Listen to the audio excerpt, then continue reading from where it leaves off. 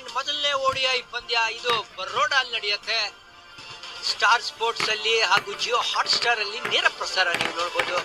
ರೋಹಿತ್ ಶರ್ಮಾ ಮತ್ತೆ ವಿರಾಟ್ ಕೊಹ್ಲಿ ಇಬ್ರು ಕೇವಲ ಈ ಫಾರ್ಮೆಟ್ ಅಲ್ಲಿ ಮಾತ್ರ ಆಡೋದು. ಸೊ ಸಂಡೇ ಸ್ಪೆಷಲ್ ಏನು ಅಂದ್ರೆ ನೀವು ನೋಡಬಹುದು, India versus New Zealand. Seattle strategic time out ಮುಕ್ತಾಯ ಆಗ್ತಾ ಇದೆ. ಸ್ಲಾಗ್ ಓವರ್ ಹತ್ರ ಬಂದ್ಬಿಟ್ಟಿದೀವಿ. 5 ಓವರ್ ಬಾಕಿ ಇದೆ. 8 ವಿಕೆಟ್ ಕೈಲಿದೆ. ಜಯಂಟ್ಸ್ ಅವರು ಒಂದು ಜಯಂಟ್ ಟೋಟಲ್ ಮಾಡೋಂಗ್ ಕಾಣ್ತಿದೆ. ಜಯಂಟ್ ಟೋಟಲ್ ಬರ್ಲೇಬೇಕು. ವೇರಮ್, ಕನಿಕಾ ಹುಜಾ, ಭಾರತಿ ಫುಲ್ಮಲಿ ಇನ್ನು ಬ್ಯಾಟಿಂಗ್ ಅಲ್ಲಿ ಇದಾರೆ ಅಂದ್ರೆ ಕ್ಯಾಪಿಟಲೈಸ್ ಮಾಡ್ಕೊಳ್ಳೇಬೇಕು. ಶಿಖಾ ಪಾಂಡೆ ಅಟ್ಯಾಕಿಗೆ ವಾಪಸ್ ಬರ್ತಾ ಇರೋದು. ಎಕ್ಸ್ಪೆನ್ಸಿವ್ ಆಗಿದ್ರು ಒಂದು ಬಿಗ್ ವಿಕೆಟ್ ಪಿಕ್ ಮಾಡಿದ್ದಾರೆ. 55ಕ್ಕೆ 2 ಇದ್ದಾಗ ಆಶ್ ಗಾರ್ಡ್ನರ್ ಅವ್ರು ಬಂದ್ರು ಅಂಕಣಕ್ಕೆ. ಬರ್ತಾ ಇದ್ದಂಗೆನೆ ಅನುಷ್ಕಾ ಜೊತೆ ಒಂದು ಒಳ್ಳೆ ಜೊತೆ ಆಟ ಹಾಕೋದಲ್ದೆ ಸ್ವಲ್ಪ ಸ್ಕೋರಿಂಗ್ ರೇಟ್ ನ ಇನ್ಕ್ರೀಸ್ ಮಾಡಿದ್ರು. 33 ಬಾಲ್ 56 ರನ್, 5 4 3 6, 169.7 ಸ್ಟ್ರೈಕ್ ರೇಟ್.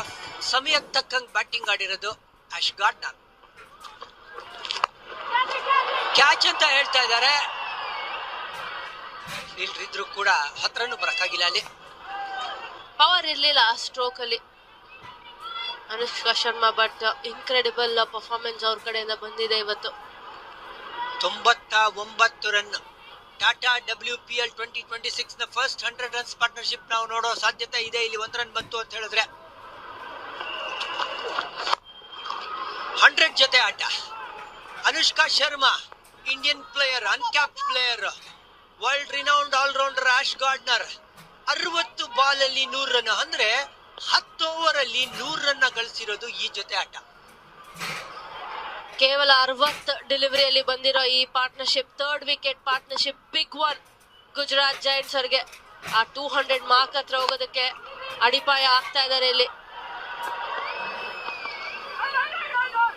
ಈ ಪಾರ್ಟ್ನರ್ಶಿಪ್ ಈ ಇನ್ನಿಂಗ್ಸ್ ನ ಹೈಲೈಟ್ ಅಂತ ಹೇಳಕ್ ಇಷ್ಟಪಡ್ತೀನಿ. ಯಾಕಂದ್ರೆ ಹೇಗ್ ಆಡ್ತಾರೆ ಅನುಷ್ಕಾ ಶರ್ಮಾ.